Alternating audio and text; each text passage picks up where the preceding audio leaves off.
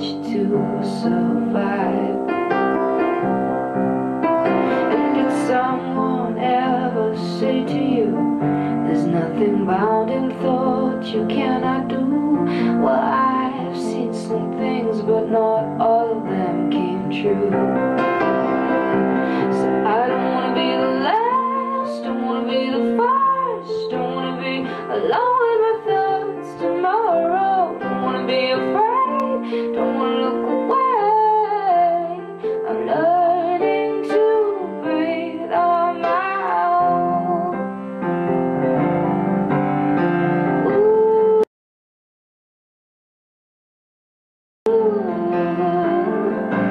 And I know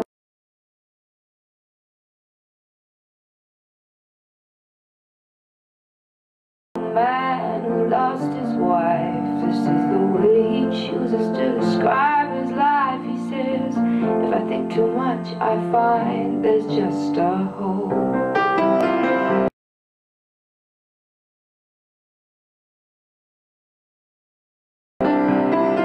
But before she went, she left her son. He says, Dad, you're not the only one. Maybe love is just a requiem for the soul.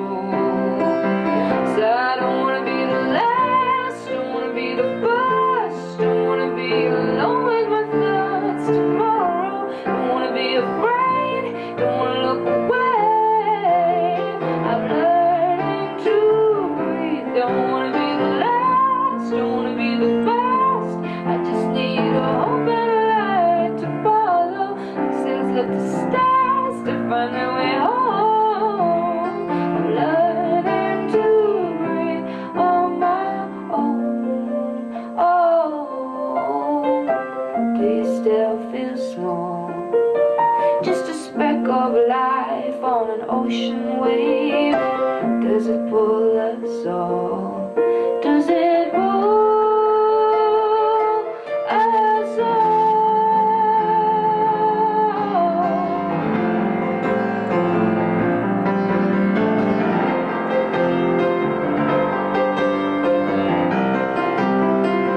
So I don't want to be the last, don't want to be the first, don't want to be alone with my thoughts tomorrow. Don't want to be afraid, don't want to look away. I'm learning to breathe. Don't want to be the last, don't want to be the first. I just need a hope and a light to follow. Like sailors look to stars, find their way home. I'm learning to breathe on my own. I'm learning to breathe on my own. I'm learning to breathe on my own.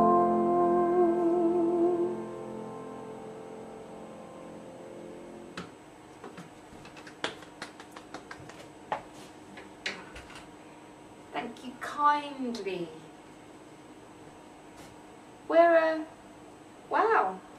Wow. We're nearing the end of this. We're on the penultimate track now. Do you want me to take any questions about fires from the floor before we start? There might be some interesting questions. Definitely. Does anyone have any interesting questions?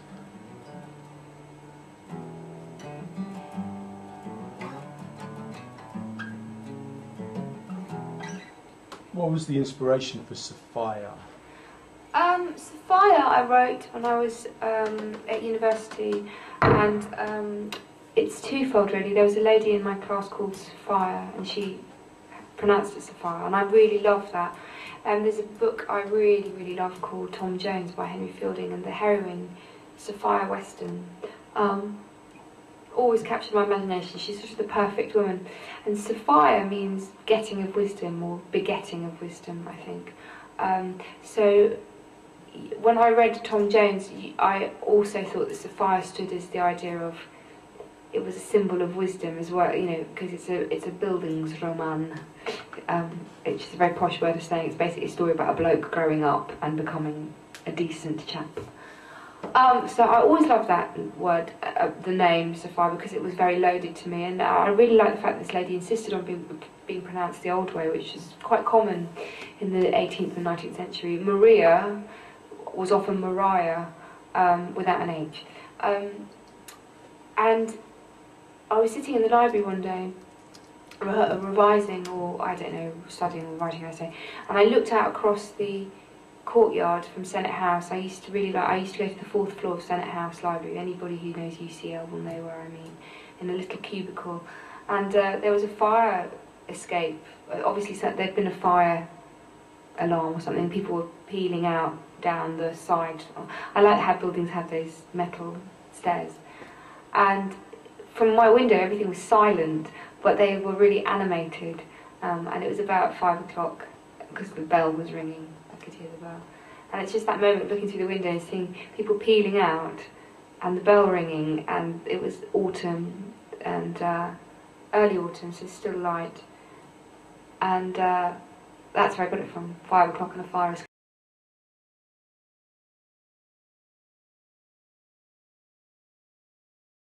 symphony. Because I could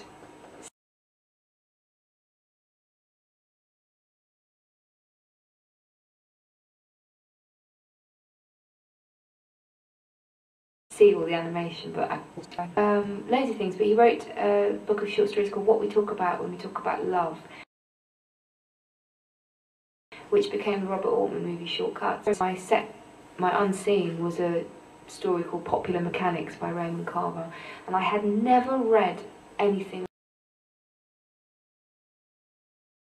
like it in my life, and it blew my mind, and it was imprinted on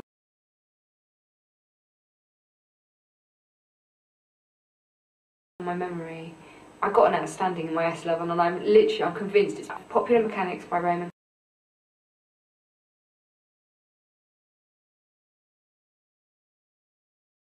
Carver did that to me. It floored me. I was shaking in my seat. I couldn't wait to start writing. I had all these ideas about it. And the very final line of it is, in that manner the issue was decided. It's about a couple breaking up, and the metaphor is they're fighting over their child. And it's quite a weird thing. It's almost like the child gets torn apart, but not really.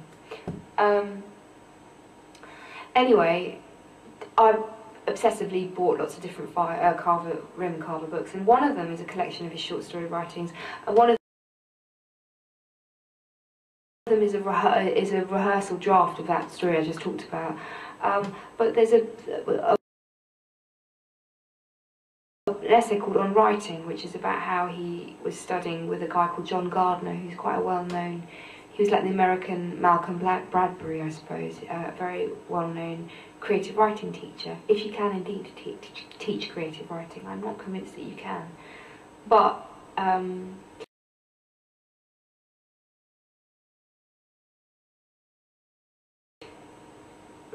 Raymond Carver studied with him, and he wrote about how brilliant he was. And and at the same time as being really grumpy, he suddenly went, this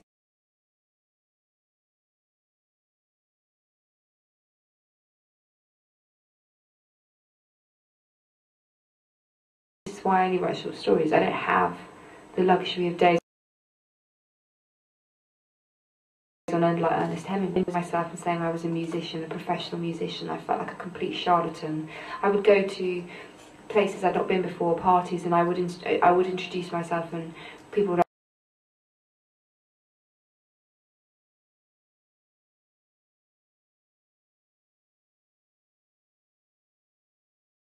ask me what I do, and I'd say I work in publishing. I would never say I was a musician. And I read that book and I decided I was a musician, and so that's why I called my second album Fire. That's a very long-winded story. Sorry about that.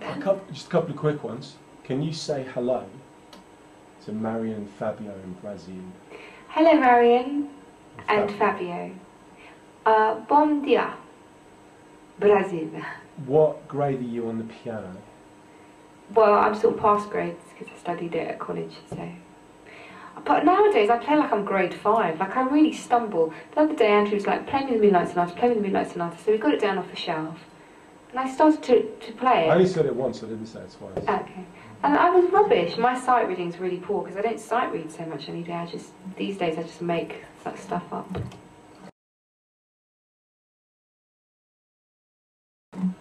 Why did you call it Nick? I was thinking about Riverman by Nick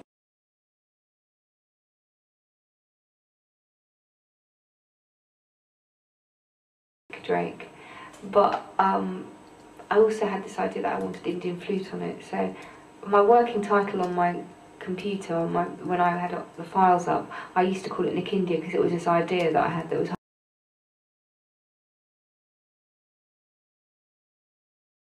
half Nick Drake and half Indian, because it had a raga. I built the song to begin with around a raga, an Indian raga machine. You can get them; they generate ragas, and that's basically why it's called Nick India. Shall we do it then? Shall we play the penultimate song? I'm going to move the mic a bit closer to the guitar because it needs a bit more oomph for this one.